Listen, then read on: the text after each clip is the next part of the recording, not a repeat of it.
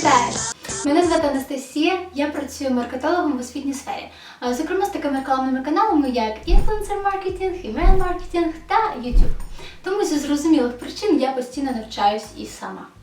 Минулого року, плануючи рекламну кампанію, ми вирішили приділити окрему увагу одному специфічному сегменту – це інфлюенсер-маркетинг, робота з блогерами.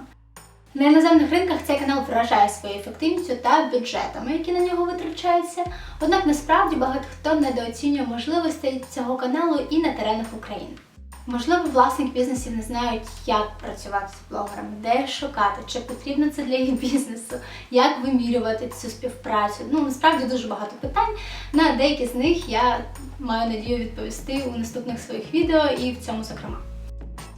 На мою суб'єктивну думку, український ринок переповнений блогерами, але дещо нам не вистачає інфлюенсерів. Хоча насправді багато хто себе позиціонує саме таким чином. І все ж таки, в чому різниця? Хто є блогер, хто є інфлюенсер? Блогер – це людина, яка буквально має свій блог на будь-якій соціальній платформі та пише у ньому статті, огляди, публікує фото чи інші матеріали. Ви можете натрапити на рецепт або якусь пораду з пошуку і більше ніколи не повернутися на цей сайт. Або, навпаки, зацікавитись контентом так сильно, що почнете фоловити блогера. Інфлюенсер з одного боку так само блогер, який має блог у певній ніші та ділиться контентом з теми. Наприклад, в інстаграмі кожен другий інфлюенсер. Фешн, лайфстайл, психологія, бізнес, ведення соцмереж, мама-блоги. Інфлюенсери формують ставлення до освітлюваних питань, в аудиторії це відгукується. З іншого боку, інфлюенсером може бути зірка, яка має потужну фан-базу і не потребує великих змістовних дописів. Чи навпаки, вона так само може ділитися своїми знаннями та робити соціально важливі справи, як, наприклад, Притула чи Єфросініна.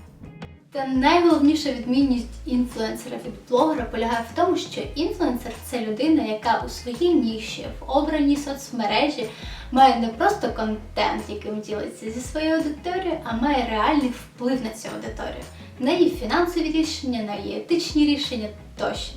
Тобто це людина, яка цікавить, яка веде за собою свою аудиторію та має дуже високий рівень взаємодії. Це людина, якій довіряють. А що нам ще відомо про інфлюенсер-маркетинг в Україні?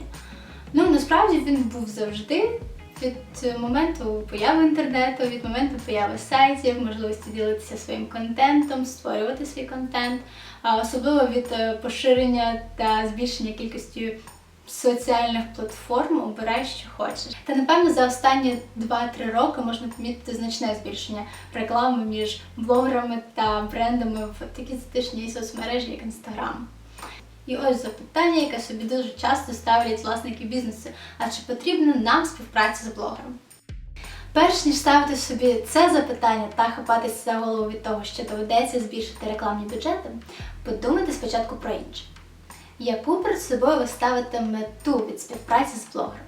Це миттєві продажі, збільшення підписників на ваших сторінках, або, можливо, просто поширення інформації про ваш бренд?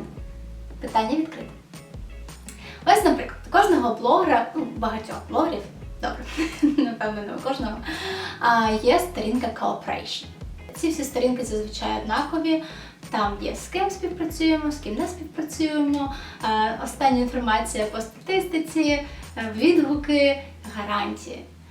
І ось чомусь жодного разу я не бачила, щоб на такій сторінці хоч хтось написав про таке поняття, як бренд awareness. Впізнаваність бренду. Це до того, що блогери – це не про миттєвий результат, це не про один рекламний канал. Блогери – це про авторитетну згадку про ваш бренд, про вашу компанію, на якомусь етапі, коли ви вже ведете вашого потенційного клієнта від знайомства з вашим брендом до прийняття рішення. Або в ситуації, коли лід вперше чує про ваш бренд саме від блогера, це взагалі історія про те, як ваші відносини з вашим клієнтом лише починаються. Особистий досвід показує, що так, брендам потрібна співпраця з блогерами. Це дійсно працює, це продає і, як правило, окупається. Важливе питання в тому, коли починати цю співпрацю. Чи дійсно це підходить і потрібно вашому бізнесу? На які бюджети ви готові? Де шукати блогерів? Як вимірювати цю співпрацю? Та багато інших питань. І, напевно, ці всі технічні моменти варто розкрити в окремому відео.